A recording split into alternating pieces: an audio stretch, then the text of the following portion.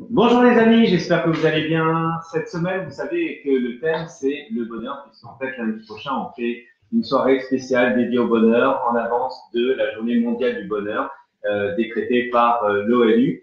Et en parlant de bonheur, j'ai l'honneur en fait d'accueillir David Deninck. Salut Sébastien, salut tout le monde. Salut David. Et pourquoi David Deninck? Parce que David, il a un truc, il a un projet en tête qu'il a bien lancé et ça correspond pour moi en fait à l'idée du bonheur, en fait, l'idée qu'on se fait en fait dans la vie du bonheur et pourquoi on fait des choses.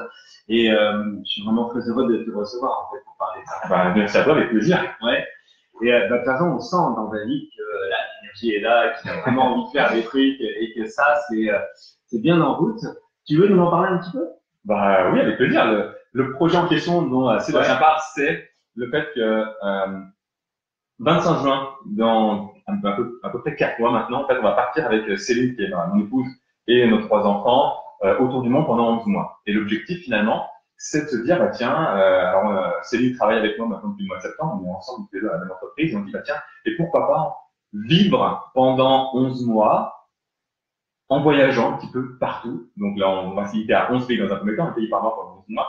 L'idée, c'est pas de partir en vacances, c'est pas de faire une parenthèse, on est très bien, tout va bien. Simplement, c'est de se dire que on pourrait peut-être vivre des expériences nouvelles, vivre des choses, faire découvrir le monde aux enfants finalement, tout en travaillant, en voyageant quelque part. Et c'est de se dire, on fait faire la même chose que l'on fait aujourd'hui, mais en voyageant. Et voilà, c'est effectivement quelque chose de, enfin, comment ne pas être bien enthousiaste avec ce type de projet parce que, en tout cas, le fait de dire pouvoir faire découvrir aux enfants finalement, eh bien, de nouvelles perspectives, une nouvelle ouverture d'esprit, et puis de se confronter finalement à quelque chose de totalement nouveau. Je crois qu'il y a une qualité dont on a tous besoin, c'est le fait de réagir aux imprévus. Si on n'a pas cette mesure, cette capacité finalement à réagir aux imprévus, ben on peut se retrouver parfois bloqué. Voilà. Je pense que là, on ne sait pas comment tout va se passer. Hein. On a déjà bien avancé sur les trajets, les transports, ce genre de choses. Mais voilà, on a l'envie, on lance le projet, puis on verra ensuite. Et en plus, ce qui est vraiment intéressant, si vous connaissez David, et si vous avez eu l'occasion en fait de découvrir au Web Entrepreneur Day, où il a fait en fait une conférence et expliqué comment il a assumé le fait de partir un petit peu dans quelque chose qui est plus proche de ses aspirations, ses envies de cœur, plutôt que d'avoir un travail avec beaucoup plus de sécurité en tout cas. Et comment ça lui a permis aujourd'hui en fait d'avoir l'entreprise que tu as aujourd'hui qui fonctionne et dans laquelle en fait tu gères ton temps, tu gères donc ta relation en famille, etc. Comme toi tu le sens. Ce qui est vraiment intéressant, c'est de passer l'étape au-dessus où je dis en fait bon voilà, je vais vers la liberté et en même temps j'ai créé mon entreprise et là aujourd'hui je vais encore plus loin donc dans le monde. Ouais. Comment c'est né, en fait, cette histoire? Et c'est intéressant ce que tu dis parce qu'effectivement, ça, on ressent bien. Alors, enfin, moi, je le sais parce que on en a parlé, mais on ressent, et c'est exactement ce qui s'est passé, c'est que les choses se sont faites étape par étape. Enfin, moi, je prends souvent cette image du judo, parce que je fais moi-même du judo. Je suis ceinture verte aujourd'hui. On ne passe pas de ceinture blanche à ceinture noire comme ça en une semaine. Dans n'importe quel art martial, quand on démarre, on passe tous à un moment donné par débutant en quelque chose. Tu vois, on rigolait avec Morgane tout à l'heure parce que moi, je démarre sur Instagram. Ok, je n'utilisais pas encore cette plateforme de diffusion. Oui, c'est incroyable, mais c'est vrai. Et ouais, je n'utilisais pas Instagram pour produire du contenu, ce genre de choses. Et voilà, ça m'a donné envie. Et donc, du coup, je suis débutant sur Instagram. Je suis pas du tout débutant sur d'autres sujets. Mais en revanche, je suis un total débutant sur Instagram. Donc, à un moment donné, quelle que soit la thématique, finalement, on commence par un endroit en tant que ceinture blanche. Et si on veut atteindre la ceinture noire, eh bien, il faut gravir les paliers, monter les marches, jusqu'à un moment donné, atteindre ça. Et ce qui s'est passé, finalement, nous, dans cette évolution-là, si on remonte en 2014, jamais, au grand jamais, j'aurais pu imaginer de ne pas pouvoir faire ce qu'on peut aujourd'hui. Parce qu'à l'époque, je dirais, il y avait une envie de lancer son activité, une envie de mettre en compte, mais sans avoir de projet concret. C'est pas ce que je voulais faire. Et donc, la première étape, ça a été déjà vraiment de trouver ce projet, de trouver finalement le sens que j'avais envie de donner à mon activité. Qu'est-ce qui allait faire que chaque matin, je me lève en me disant, j'adore ce que je fais. Et qui fait aussi surtout que chaque soir, quand je me couche, je me dis, j'adore ce que j'ai fait cette journée, je suis fier de la journée que j'ai passée. Et je sais que si je passe mes 20 prochaines années à faire exactement la même chose, en tout cas à me coucher avec cette même sensation, je pourrais être satisfait. Je pourrais me retourner sur mon parcours et me dire, ah, c'est génial. Et ce qui est intéressant, c'est que à la base, en fait, il y a quelques années, tu t'es pas dit, je vais aller, voilà ma vie, comment elle est tracée, je vais faire ci, et puis dans 3 ans, je vais faire le tour du monde. Non. Et c'est vraiment cette idée de étape par étape, et de se dire, voilà, qu'est-ce que j'ai envie de faire tout de suite là. Et tout de suite, tu le mets en place. Et puis, progressivement, bah, tu te retrouves quelques mois plus tard, quelques années plus tard, et tu dis, tiens, là, maintenant, j'ai une autre idée, voilà ce que j'ai envie de faire, en fait. Exactement. En fait, c'est pas, tout ça, ça rejoint un principe, c'est de, maintenant, alors, c'était pas le cas quand j'étais plus jeune. Effectivement, la conférence que tu parlais, c'était le fait que j'ai toujours fait au démarrage des choix par raison et non pas des choix de cœur. Des choix, quelque part, du sens commun que tout le monde attendait de moi, que mes parents attendaient de moi, ou que l'école attendait de moi, plutôt que d'écouter mon envie. Et effectivement, je crois qu'à force d'étouffer ses envies, on étouffe le fait d'être en vie. Et à partir de ce moment où j'ai pris conscience de ça, je me dis non, stop, maintenant, quand j'ai une envie, je mets en place les choses. Si je sais pourquoi je veux le faire, je me mets dans cette direction-là, et puis en chemin, je trouverai bien le moyen d'y arriver. Et tu vois, finalement, c'est exactement ce qui s'est passé. Quand j'ai lancé mon entreprise, c'était pareil. J'avais pas de projet, mais j'avais l'envie de lancer mon entreprise. Je me suis lancé, alors j'ai mis en place quand même ce qu'il fallait pour, j'ai demandé des ruptures conventionnelles pour avoir une couverture Pôle emploi, le temps de trouver ce qu'il y avait à faire. Quelques mois plus tard, finalement, eh bien, une fois que le projet a été lancé, j'ai trouvé finalement, je me dis, ok, je vais aller dans cette direction-là, voilà les gens que je veux aider, voilà ce que je vais faire. Ça s'est mis en chemin. Et puis finalement, pour ce projet du Tour du Monde, en janvier 2017, j'ai Céline, donc mon épouse, qui me dit, j'adore mon métier, j'aime ce que je fais, mais je commence un peu à tourner en rond. Elle ressentait le fait de se dire qu'elle avait fait un petit peu le tour, elle aimerait bien faire autre chose, et comme ça, un petit peu en rigolant, je me dis, viens, on travaille ensemble. Mon entreprise se développe très bien, tu peux travailler tous les deux. L'idée a fait son chemin, puis quelques semaines plus tard, elle me dit, t'étais sérieux dans l'idée qu'on pouvait travailler ensemble? Bien sûr. Voilà, on a fait les calculs, je dis, regarde, tu vois, voilà ce que ça implique, on peut le faire. Et ok, bon, bah, c'est cool. En janvier 2017, elle me dit, je termine mon année, donc en juin, année scolaire, et en septembre, je rejoins ton et on travaille ensemble tous les deux. Je dis, ok, cool. Et puis, le mois d'après, on discute, et puis je dis, tu sais, ça serait cool si on pouvait peut-être voyager un peu plus, si on pouvait, je sais pas, partir un mois de temps en temps, moi, j'aimerais bien voyager un peu plus. Et puis, elle me dit, mais attends, mais vu qu'on va travailler ensemble, on va le faire. Et plutôt que de partir un mois comme ça, si on partait plutôt un an. Voilà, on m'aurait dit 2 ans préalables que c'est, elle m'aurait dit qu'on part en un an, j'aurais dit n'importe quoi, jamais de la vie. Voilà, et finalement, c'est des choses qui, petit à petit, on monte les marches une par une, et le projet se construit. Et là, encore une fois, quand Céline, on a pris la décision de travailler ensemble, quand on a commencé là en septembre 2017, pareil, on ne savait pas comment ça allait se passer. Les amis qui nous disaient, vous êtes fous, quand on est mariés, être 24-24 ensemble, ça prend la tête avec l'autre, j'en sais rien, peut-être pas, ouais. On en a envie tous les deux, on se met en route, et puis le seul moyen de savoir, c'est de le faire, quoi. Donc, pareil pour le Tour du Monde, on se dit, comment ça va se passer avec les 3 enfants? J'en sais rien. On a cette envie, on a cette idée, on se met en chemin, puis on verra ce qui se passe. Le seul moyen, encore une fois, de savoir si ça va être un truc génial, et ça sera de toute façon un truc génial, parce que je crois que, même si au pire des cas, comment dire, on ne fait pas notre voyage en ligne droite, mais qu'on doit prendre des détours parce qu'il se passe des imprévus, parce qu'il se passe des choses, peu importe, à partir du moment où, en chemin, on prend du plaisir, et durant le chemin, quels que soient les événements qui vont nous arriver, on sera capable d'être focalisé sur, voilà, l'expérience à vivre et le moment présent. Je pense que, il ne peut rien arriver. Puis si à un moment donné, on doit revenir au bout de 3 mois, parce que je ne sais pas quelle raison, mais rien ne nous empêche plus tard de partir. Moi, en fait, que ça me fait penser au fait que, ça me fait penser, en fait, au mot risque. Parce que, en fait, en réalité, ce qui est intéressant dans ce que tu dis, c'est qu'il y a eu un parcours progressif. Oui. Et que dans ce parcours progressif, on commence, déjà, on apprend pas mal de choses, et puis ensuite, on devient de plus en plus confort avec le risque. Je veux pas dire qu'il faut prendre des risques démesurés, il faut juste se dire, bah voilà, en fait, à force, au fur et à mesure qu'on avance, en fait, on a une vision un peu plus claire, je pense, de ce qu'on est capable et pas capable de faire.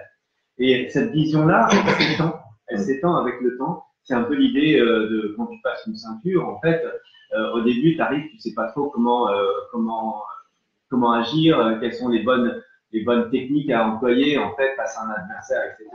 Et plus tu progresses, et plus tu commences à maîtriser un petit peu ce qui se passe autour de toi et comment toi tu peux réagir par rapport à ça. Et c'est un petit peu ce que tu dis aussi. Exactement. Il faut savoir que David, c'est quand même une famille de 5 personnes et quand il part pas tout seul. Il part 5. Hein. Donc, c'est beaucoup de préparatifs.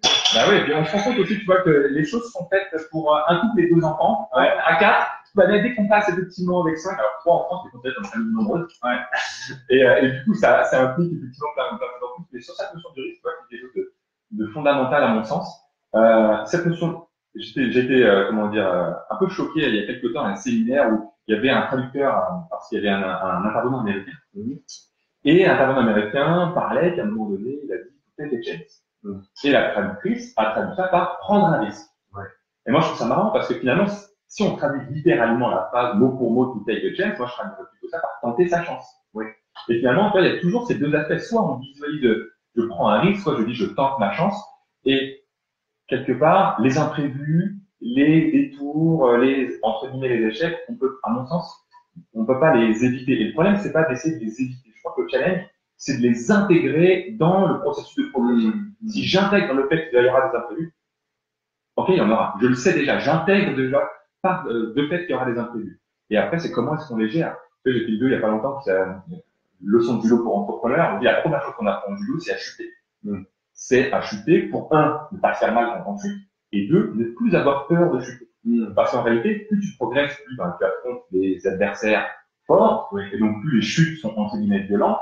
Donc, si t'as pas peur de chuter, tu te feras pas mal. T'as peur de chuter quand tu résistes, tu sais, quand tu te mets en opposition, quand tu te mets en résistance face à un événement. Et bien, je crois que c'est pareil dans la vie. Si on est en résistance face à un événement qui arrive, on a plus on a plus un risque finalement d'avoir une déchirure, une cassure, une blessure, quelque chose comme ça. Si on intègre finalement la chute dans notre phase de progression, donc quoi qu'il arrive, peu importe si je chute ou non, mais bien je me relèverai, je tirerai des conclusions, je tirerai des conséquences, j'apprendrai en chemin.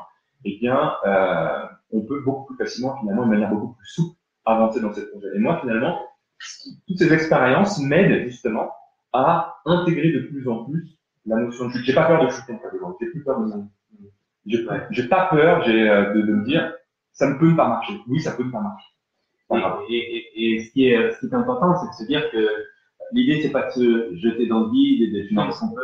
Effectivement, c'est pas très très mal, mais c'est le parcours en fait. C'est le fait qu'il y a d'un côté l'apprentissage, d'y aller comme un élève humble et de se dire voilà, pour bien chuter, il y a des techniques.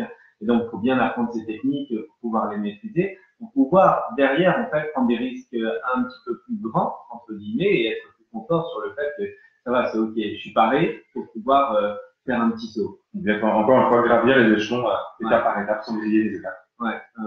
C'est excellent, ça. Et justement, là, pour revenir sur notre thématique du bonheur, comment toi tu conçois, en fait, le bonheur dans la vie? Grande question philosophique, mais pour moi, t'es clairement quelqu'un qui vibre dans son bonheur. Et parce que tu disais tout à l'heure, tu fais tous les matins, tu sais pourquoi tu le fais, et tu te couches tous les soirs en te disant, ouais, tu as un sentiment d'accomplissement. Comment tu vis ton bonheur, toi? Bah moi, le bonheur pour moi, c'est de faire chaque jour les choses qui ont du sens pour moi, les choses qui font que lorsque je me couche, je suis à la fois satisfait, à la fois fier, à la fois heureux de ce qui s'est passé dans la journée. Moi, pendant longtemps, finalement, mon besoin, ça a été de sens. De me dire, ok, qu'est-ce que je fais? Pourquoi je fais les choses finalement? Quand j'étais commercial ou commercial, à un moment donné, je me suis dit, mais si je continue à faire ça, je vais me retourner dans 20 ans et je ne serai pas capable d'expliquer à mes petits-enfants, voilà, pourquoi j'ai pris ces décisions. J'avais ce besoin-là. Aujourd'hui, je pense que, moi, je suis très heureux de ce que je vis parce que ce que je fais, ça a du sens pour moi. Voilà, ça correspond à ma vision, effectivement, des choses. Tout n'est pas parfait, il y a plein de choses, il y a plein d'erreurs, peu importe, mais en tout cas, je sais que j'avance dans la bonne direction. Et moi, j'ai vécu une chose, à partir du moment où finalement j'ai pris la décision de lancer mon projet, de me dire, je sais pas ce que je veux faire, mais j'ai l'envie de créer ma propre activité. À partir du moment où j'ai vu ma direction, sans savoir c'était quoi le but, mais je savais que c'était la direction que je voulais emprunter, eh bien, j'ai ressenti une sensation d'apaisement. J'étais plus pressé. Quand j'étais salarié, j'étais pressé d'arrêter, j'étais pressé de trouver mon truc. Et finalement, une fois que je me suis dit, ok, c'est là-bas que je vais aller. Je sais pas combien de temps ça va me prendre. Je sais pas comment je vais faire exactement, mais c'est là-bas que je vais aller. Eh bien, j'étais plus pressé. Parce que j'avais trouvé finalement la direction. Je crois que moi, ce qui m'apporte le plus aujourd'hui, c'est d'avoir le sens, la direction. Et puis après, de faire les choses comme je l'entends. Voilà. De faire les choses que j'ai envie, qui permettent d'avoir de l'impact sur les autres, d'être utile aux autres. Moi, pendant tout le départ, en fait, de ma carrière, c'était de vivre une vie dans laquelle je me réalise en étant au-dessus des autres. Ça, c'était pour moi quelque chose de fondamental. Et puis, de pouvoir finalement intégrer sur ce chemin-là, cellules, les enfants, de pouvoir finalement incarner les messages que j'ai envie de transmettre. Ouais. Ça a été pour moi aussi un élément déclencheur qui fait que je suis heureux aujourd'hui. Ouais. Parce que quand on a des enfants et qu'on a envie de transmettre des choses, pendant longtemps, j'ai été en incohérence avec ce que j'avais envie de transmettre et ce que je vivais finalement. Et le fait, alors encore une fois, c'est pas parfait, j'ai plein d'incohérences, il y a plein de choses qui sont pas nickel. Mais en tout cas, je sais que je me mets en chemin, je fais de mon mieux pour pouvoir incarner les choses que j'ai envie de faire. Et même si, encore une fois, il y a des détours, si c'est pas toujours tout droit, au moins, j'essaie d'être de plus en plus aligné, de plus en plus important.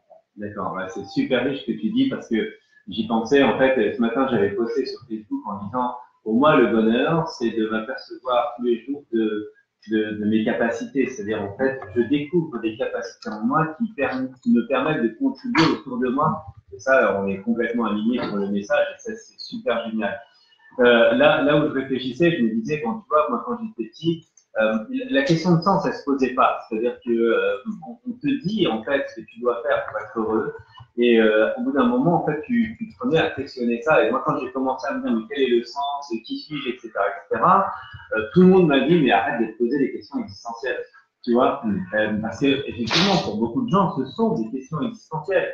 Mais j'avais juste envie de dire, tu vois, que c'est important de te les poser. Pourquoi? Parce que une fois que tu as trouvé ton sens, une fois que tu as trouvé ta direction, comme dit David, et tu sais où tu veux aller, déjà, tout devient plus clair dans ta tête. Et comme tout devient plus clair dans ta tête, tu es capable d'en parler plus clairement. Et si tu es capable d'en parler plus clairement, le message que tu veux transmettre, en fait, ton ambition, ce que tu as envie de réaliser dans ta vie, en fait, il est plus compréhensible autour de toi.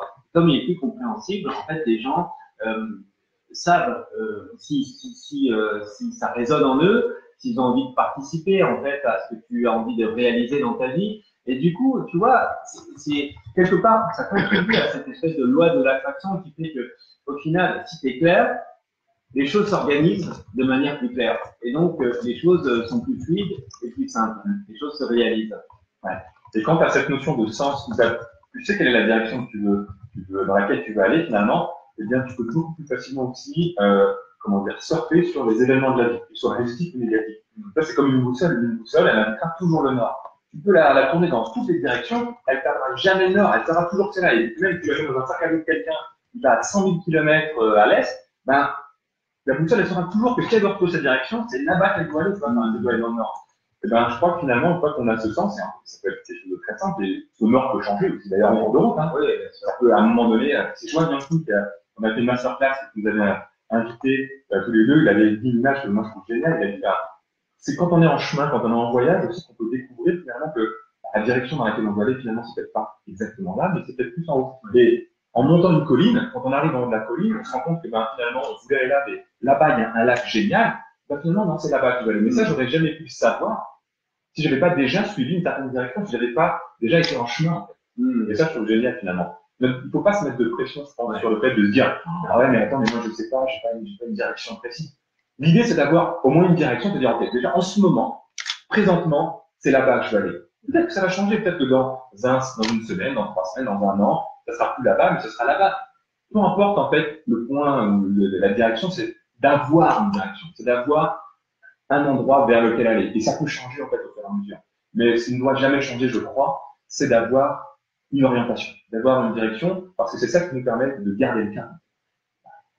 Ça, je pense que naturellement, c'est quelque chose de clair en soi, en fait, qu'il faut véritablement accueillir. Ce qui est hyper important, c'est de ne pas avoir, en fait, une image figée de ce que va être votre avenir, de ce que vous voulez faire.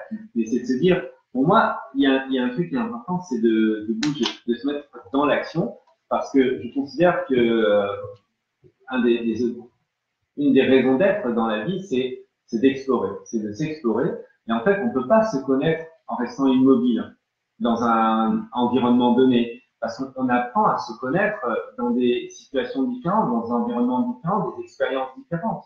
Et en cela, en fait, ton expérience à venir de la découverte du monde, ça va être extrêmement riche. Qu'est-ce que tu attends en fait de ça? Est-ce que tu sais ce que tu attends? Ouais, c'est marrant parce que justement, en fait, au démarrage, la première chose qu'on a fait, avec Céline, et moi, les premières questions que je me suis posées quand on a décidé de se lancer dans ce projet, c'était pas de faire l'itinéraire. Ouais. Moi, les premières questions que je me suis posées, c'était pourquoi est-ce qu'on veut faire ça? C'est quoi le concept? C'est quoi l'objectif de ce rêve? Parce que finalement, tout ce que l'on va vivre durant le voyage, on en sera totalement satisfait, on sera totalement heureux si ça vient nourrir finalement, je pense, l'objectif qui est dans le sens le pourquoi du chose, en fait, de la chose. Et moi, ce que je veux vivre au travers de ce voyage, c'est de la complicité en famille. Je veux qu'on puisse vivre des expériences tous les 5 qu'on ne serait peut-être pas capable de vivre dans la vie entre guillemets classique de tous les jours. Donc je veux qu'on vive des choses extraordinaires, qu'on ait une vraie expérience de vie tous les 5, qu'on noue un lien encore plus puissant que ce qu'on a aujourd'hui, qu'on ait une complicité avec Céline, avec les enfants encore plus puissant. Je veux aussi apporter plein de choses pour les enfants. Je suis désolé, ça me touche à des choses de fortes, mais ouais. je veux aller chercher voilà, des moments de vie. Et c'est incroyable en fait. Je comprends ton émotion parce que je crois qu'il y a un truc qui est hyper important, c'est que la connaissance. Tu parles de connaissance, tu parles de moments de vie, et en fait, tout ça, ça va contribuer à un partage. Et c'est encore cette idée que la connaissance, elle se partage, et qu'en partageant cette connaissance, on contribue à créer des choses encore plus grandes, des choses qui, voilà, des choses qui existent en nous, des choses qui vont vibrer en fait chez Céline, chez tes enfants. Et tu es en train de créer quelque chose de magique demain pour tes enfants, toi. Et ça, je trouve que c'est riche. C'est tellement riche. C'est tellement riche. On a Michel Poulard qui vous passe le bonjour.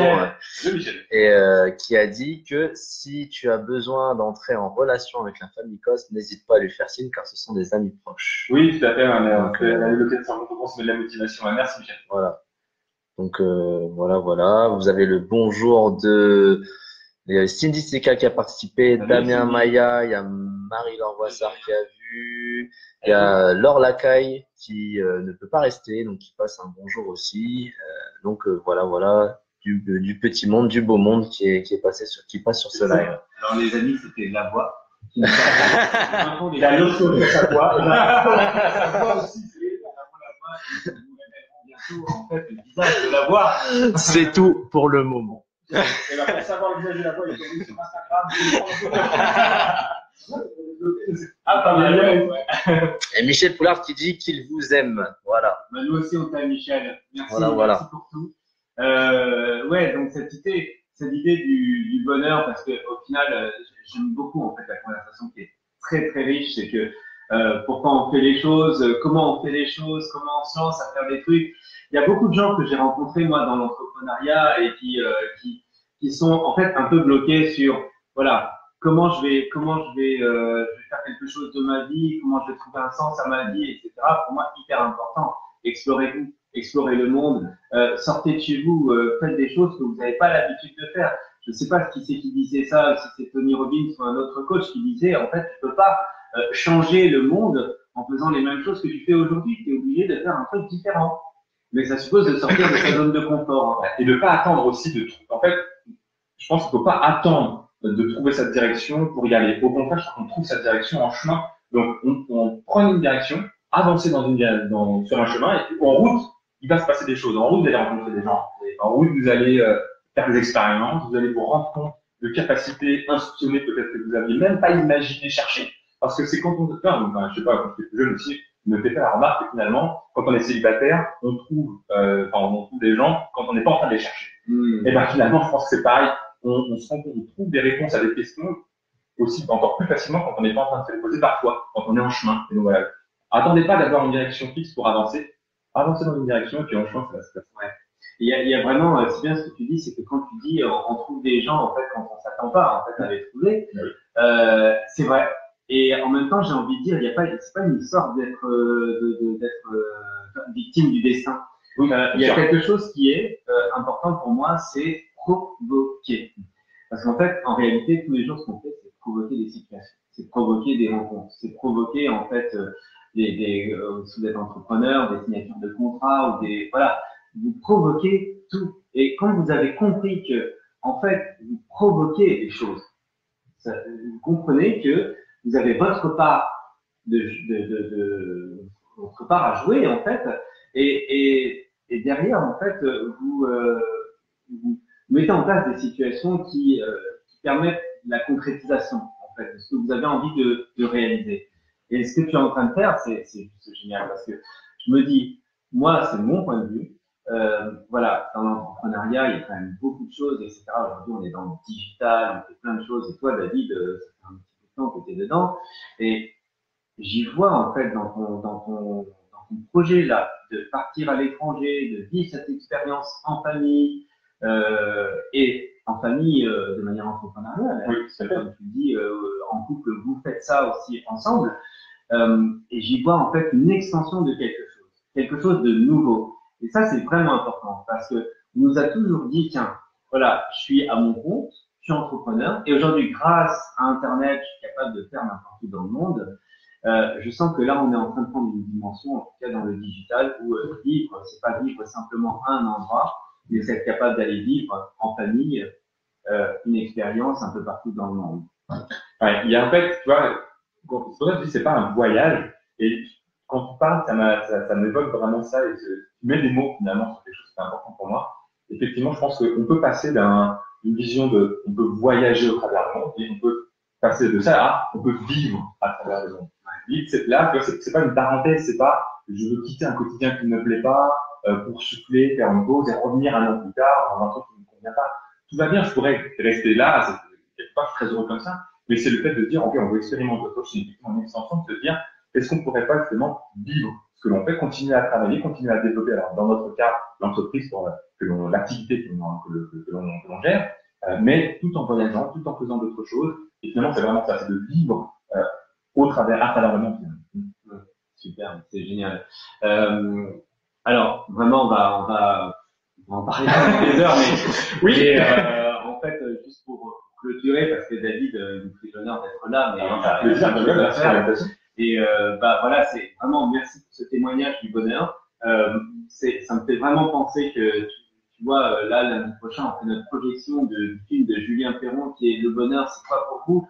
Une personne qui a traversé le monde, qui a fait des milliers de kilomètres, qui a interviewé 1500 personnes dans le monde entier pour leur demander en fait une question simple, c'est quoi le bonheur?